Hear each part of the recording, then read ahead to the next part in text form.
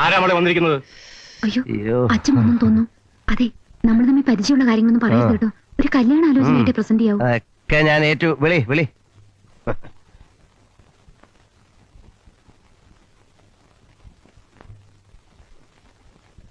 ആരാ? എന്തു വേണം? ഓഹോ, താനാണോ? വീട്ടിലൊന്ന് വെല്ലുവിളിക്കാമെന്നാണോ? അല്ല സാർ, അത് പിന്നെ നിങ്ങളെ പോലെ ചെറുപ്പക്കാരിൽ നിന്നും അല്പം കൂടെ ഡീസൻസി ഞാൻ പ്രതീക്ഷിച്ചു.